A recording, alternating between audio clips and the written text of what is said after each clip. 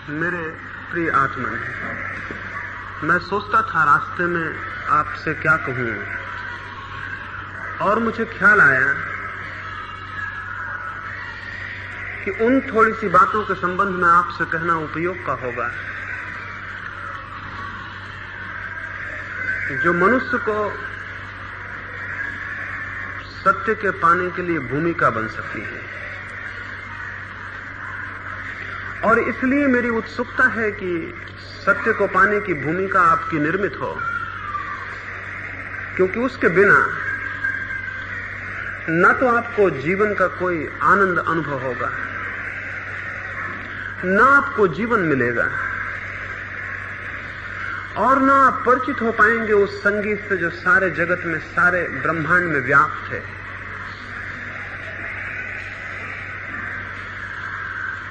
सत्य को पाए बिना कोई मनुष्य न तो शांति को पा सकता है और न धन्यता को पा सकता है। हमारे भीतर जितनी पीड़ा और जितना दुख है, जितनी परेशानी और जितना असंतोष है,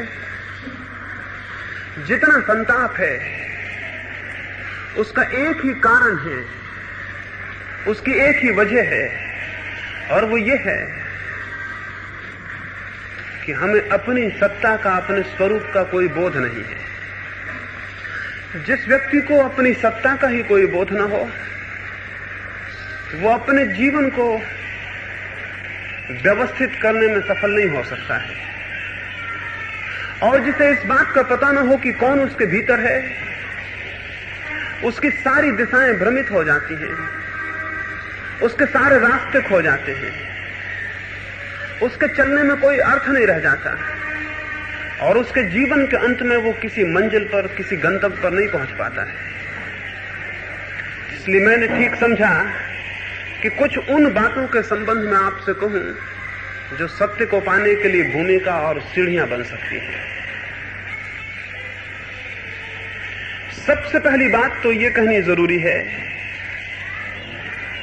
कि हम में से बहुत कम लोग होंगे जो सत्य को पाना चाहते हों, और जो नहीं पाना चाहते उन्हें इस दुनिया में कोई भी सत्य देने में समर्थ नहीं हो सकता है।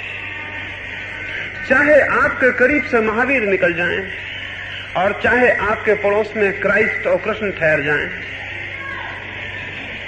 तो भी अगर आपके भीतर प्यास नहीं है तो सत्य आपको उपलब्ध नहीं हो सकता है। अगर मैं एक कुएं पर भी खड़ा हो जाऊं और मुझे प्यास ना हो तो कुएं का पानी मुझे दिखाई नहीं पड़ेगा। पानी उसे दिखाई पड़ता है जिसे प्यास हो। पानी केवल उसे दिखाई पड़ता है जिसे प्यास हो, जिसे प्यास ना हो उसे पानी भी दिखाई नहीं पड़ता। और पानी की सार्थकता भी उसे ही ज्ञात होगी जिसके पास प्यास है, और जितनी गहरी प्यास होगी पानी में उतना ही अर्थ प्रकट हो जाता है। सत्य के साथ भी यही है। जो जानते हैं उनका अनुभव यह है कि हम सारे लोग सत्य के करीब खड़े हैं। जो जानते हैं उनकी प्रतीति यह है हम सारे लोग सत्य के कुएं पर खड़े हैं, लेकिन हमें प्यास नहीं है, और जिसे प्यास नहीं है उसे उपलब्धि नहीं हो सकती। जो हमारी बिल्कुल पीठ के पीछे हो, जो हमारे हाथ के करीब हो, लेकिन अगर प्यास ना हो वो भी हमें दिखाई नहीं पड़ेगा। सत्य बहुत निकट है, सत्य से ज्यादा निकट और कोई बात नहीं हो सकती, लेकिन प्यास ना हो तो सत्य सबसे ज्यादा दूर हो जाता है। प्यास ना हो तो सत्य और हमारे बीच इतना बड़ा फासला हो जाता है जिसे पार करना मुश्किल है, और प्यास हो तो कोई फासला नहीं रह जाता। और अगर प्यास पूरी तरह पैदा हो जाए तो सत्य हाथ बढ़ाते ही उपलब्ध हो जाता है। एक गांव में जहां कोई 1000 लोग रहते थे, एक बहुत बड़े सदगुरु का निकलना हुआ था।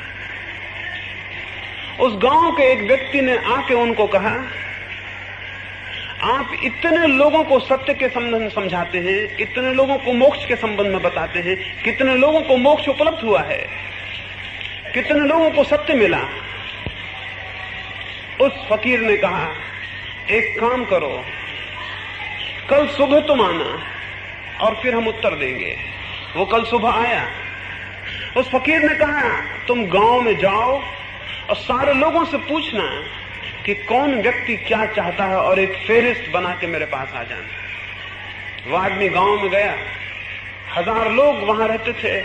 उसने सुबह से सांझ तक एक एक आदमी को मिलकर पूछा कि तुम्हारी आकांक्षा क्या है, और सांझ को वो पूरी फेहरिस्त बना के आया। उस फकीर ने पूछा, इस फेहरिस्त में कोई आदमी सत्य को भी चाहता है? उसमें एक भी आदमी नहीं था जो सत्य को चाहता हो।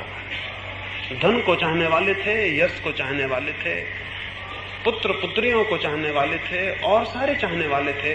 उन 1000 लोगों में से एक ने भी नहीं लिखा था कि मैं सत्य को चाहता हूं। तो उस फकीर ने कहा, अगर लोग सत्य को ना चाहते हो तो सत्य उन्हें दिया नहीं जा सकता है। सत्य किसी को भी दिया नहीं जा सकता है। स्मरण रखिए, मैं आपको पानी तो दे सकता हूं, लेकिन प्यास कैसे दूंगा? और पानी अगर दे भी दूं और प्यास ना हो तो उस पानी में अर्थ क्या होगा? दुनिया में बहुत लोगों ने, जिन्होंने जाना है, अपनी बात कही है, लेकिन उनकी बात पानी है। आप में प्यास हो तो उसमें अर्थ होगा, आप में प्यास ना हो तो व्यर्थ हो जाएगी। सत्य की जिज्ञासा में पहली शर्त है प्यास होनी चाहिए। और प्यास का पता कैसे चलेगा? अगर एक मरुस्थल में मुझे छोड़ दिया जाए, तो सूरज जोर से तपता हो और पानी कहीं दिखाई ना पड़ता हो और मैं प्यास से तड़पने लगूं, मैं प्यास से इतना व्याकुल हो जाऊं कि कोई आके मुझसे कहे कि हम पानी तो देते हैं, लेकिन पानी जीवन के मूल्य पर देंगे। हम पानी देंगे लेकिन बाद में जीवन ले लेंगे। तो मैं पानी लेना पसंद करूंगा या जीवन बचाना? मैं पानी ले लूंगा और जीवन खो दूंगा। प्यास तब पूरी होती है जब हम उसके लिए जीवन भी देने को तैयार हों। तो अकेली प्यास ही काफी नहीं है, इतनी प्यास कि हम उसके लिए सब कुछ देने को तैयार हों, तो सत्य उपलब्ध होता है। सत्य बहुत सस्ती बात नहीं है। असल में जीवन में जो भी महत्वपूर्ण है वो सस्ता नहीं हो सकता। और सत्य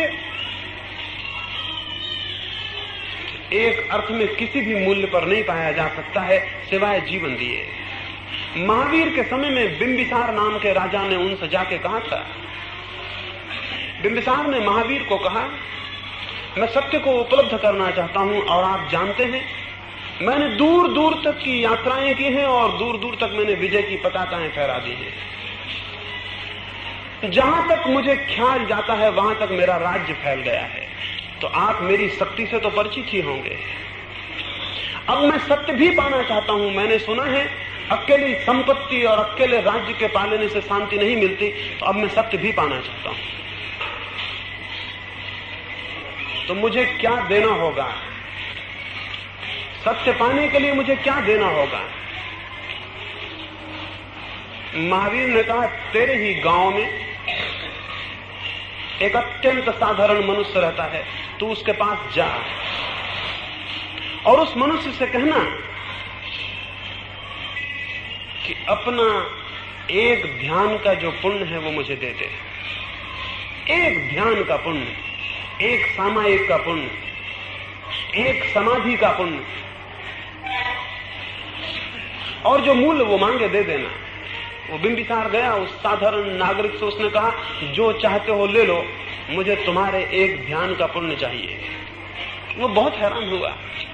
उसने कहा, बड़ी मुश्किल है, मैं अपने प्राण दे सकता हूं लेकिन अपना ध्यान नहीं दे सकता। इसलिए नहीं कि मैं नहीं देना चाहता, इसलिए कि देने का कोई उपाय नहीं है।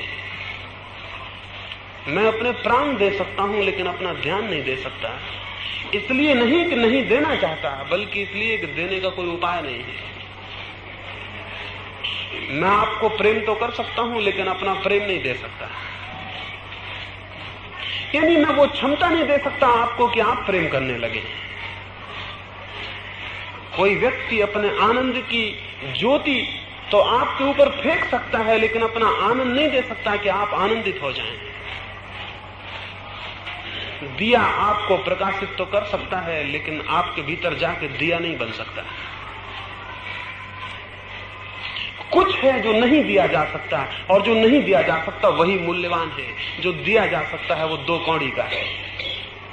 इस जगत में 2 ही तरह की चीजें हैं। एक वे चीजें हैं जो दी जा सकती हैं, जो बाजार में बेची जा सकती हैं, जिनको खरीदा जा सकता है, जिनको बेचा जा सकता है, जिनका कोई मूल्य निर्धारित हो सकता है। कमोडिटीज, सामग्रियां हैं, वस्तुएं हैं। और एक और तरह की भी चीजें हैं जिनका कोई बाजार नहीं हो सकता, जिनको दिया नहीं जा सकता, जिनको बांटा नहीं जा सकता, जिनको खरीदा नहीं जा सकता। बस 2 ही तरह की चीजें हैं दुनिया में। जो पहली तरह की चीजों में अपने जीवन को गंवा देता है वो बिल्कुल व्यर्थ गंवा देता है। जो दूसरी तरह की चीजों को पैदा करने में लगा है वो संपदा को उपलब्ध होगा, वो संपत्ति को उपलब्ध होगा, उसे कुछ मिलेगा, उसे कोई आधार मिलेगा और कोई आनंद और कोई आलोक उपलब्ध होगा। पहली तरह की चीजों को हम वस्तुएं कहते हैं, दूसरी तरह की चीजों को हम अनुभूतियां कहते हैं। धर्म का संबंध वस्तुओं से नहीं, अनुभूतियों से है। धर्म का संबंध अनुभूतियों से है। अनुभूतियां भी कमाई जाती हैं। और उस छोटे से साधक ने बिंबिसार को कहा, मैं अपने प्राण दे दूं लेकिन अपनी अनुभूति कैसे दूं? तो महावीर से ही जाके पूछना कि उसका क्या मूल्य है, मैं मूल्य कैसे बताऊं? बिंबिसार वापस लौट गया। उसे समझ में आया, उसे ख्याल में आया कुछ बातें ऐसी हैं जो शक्ति से उपलब्ध नहीं हो सकती। शक्ति उसके पास बहुत थी, बहुत उसके पास शक्ति थी, उसने बड़े राज्य जीते थे। और तब उसे पता पड़ा कि राज्यों के जीतने से भी कोई बड़ी जीत हो सकती है, जिनको कि जिसने राज्यों को जीता वो भी जीतने में समर्थ नहीं मालूम होता। और उसे लगा कि मेरी सारी शक्ति व्यर्थ है, एक व्यक्ति के ध्यान को मैं नहीं छीन सकता। ऐसा ही फिर दोबारा हुआ। एक दूसरा बादशाह भारत आया, सिकंदर। जब वो भारत से वापस लौटने लगा तो उसके मित्रों ने उससे यूनान में कहा था एक सन्यासी को भारत से लेते आना था कि हम देखें कि सन्यासी कैसा होता है, और सारी चीजें तुम लूट के लाओगे, एक सन्यासी को भी लूट लाना। सिकंदर जब सारी लूट का सामान लेकर लौटने लगा और सैकड़ों मील उसका काफिला था, जिसमें जो भी बहुमूल्य उसे भारत में दिखाई दिया उसे वो लाद के ले जा रहा था, तब अंतिम सीमा को उसे याद आया एक सन्यासी रह गया। सन्यासी का कोई ख्याल नहीं आया। उसने गांव के लोगों को बुला के पूछा, यहां कोई आसपास सन्यासी है? मैं उसे अपने साथ ले जाना चाहता हूं। गांव में एक वृद्ध ने कहा, सन्यासी तो बहुत मिल जाएंगे, लेकिन जिनको तुम लूट सको, जिनको तुम ले जा सको, समझना कि वो सन्यासी नहीं है, क्योंकि सन्यासी को ले जाना मुश्किल है। सिकंदर बोला, तुम्हें मेरी ताकत का पता नहीं। मैं अगर हिमालय को कहूं कि चलो तो हिमालय को मेरे साथ चलना होगा। अगर मैं इस पूरे मुल्क को कहूं कि चलो यूनान, तो इस पूरे मुल्क को एक कोने से दूसरे कोने तक चलना होगा। वो वृद्ध हंसने लगा। उसने कहा, तुम्हें सन्यासी का पता नहीं, अभी तुमने वो चीजें जीती हैं जो हार जाती हैं, अभी तुम्हें उस आदमी से मुकाबला नहीं हुआ जो हार जानता ही नहीं। खैर, खोज की गई और थोड़े ही फासले पर एक पहाड़ और नदी के किनारे एक सन्यासी का पता चला जो वर्षों से वहां था। सिकंदर ने अपने सिपाही भेजे। उन सिपाहियों ने जाकर उस साधु को कहा, महान सिकंदर की आज्ञा है कि हमारे साथ चलो यूनान, बहुत सुख सुविधा तुम्हें देंगे, कोई अड़चन न होगी, कोई किसी तरह की तुम्हें परेशानी न होगी, शाही मेहमान तुम रहोगे। वो सन्यासी बोला, तुम्हें शायद पता नहीं, सन्यासी हम उसको कहते हैं जिसने सिवाय अपने और सबकी आज्ञाएं मानना छोड़ दिया है। सन्यासी ने कहा, तुम्हें शायद पता नहीं, सन्यासी हम उसे कहते हैं जिसने सिवाय अपने और सबकी आज्ञाएं मानना छोड़ दिया है। सिकंदर को कहना, यहां कोई आज्ञा प्रवेश नहीं कर सकती। वे सिपाही बोले कि तुम्हें सिकंदर का शायद पता नहीं है, अगर तुम ऐसे न गए तो तलवार के बल ले जाए जाओगे। तो सन्यासी ने कहा, तुम सिकंदर को ही भेज दो। और सिकंदर नंगी तलवार लेके गया और उसने सन्यासी को कहा, क्या विचार है, मेरे पीछे चलते हैं? वो सन्यासी बोला, हम तो केवल अपने ही पीछे चलने के आदी हैं। सिकंदर ने कहा, इसका परिणाम बुरा होगा। उस सन्यासी ने कहा, जिसको तुम चोट पहुंचा सकते हो उसका हम त्याग कर चुके हैं। सन्यासी ने कहा, जिसको तुम चोट पहुंचा सकते हो उसका हम त्याग कर चुके हैं। सिकंदर ने कहा, परिणाम मृत्यु होगा। सन्यासी ने कहा, जो मर जाता है उसे हमने समझ लिया कि वो हमारा होना नहीं,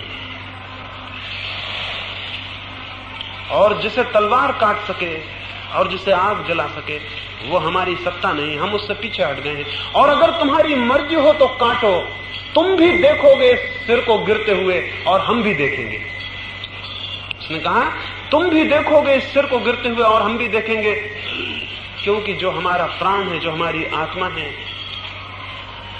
वो इसके पीछे है और इसकी साक्षी हो सकती है। सिकंदर की म्यान उठी, उसकी तलवार म्यान के भीतर चली गई। उसने अपने सैनिकों से कहा, वापस लौट चलो, सन्यासी को ले जाना कठिन है। उस सन्यासी ने चलते वक्त कहा,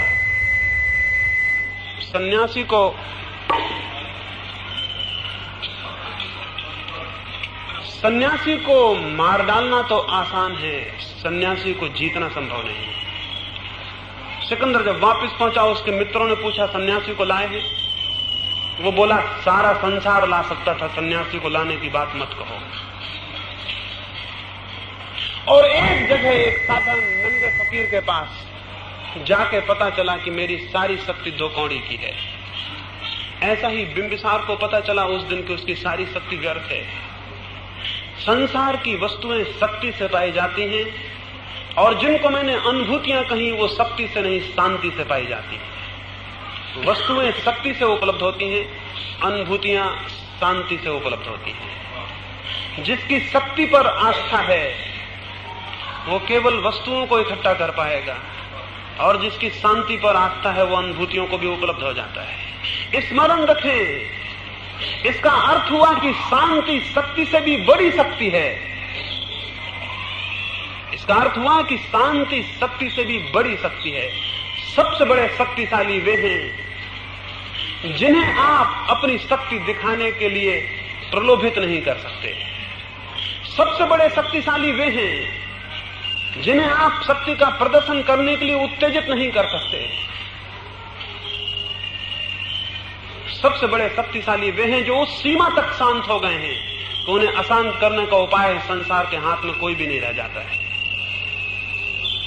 शांति अद्भुत शक्ति है, एक बहुत दूसरे लोक की शक्ति है, और शांति भूमिका है सत्य को पाने की। जो शांत नहीं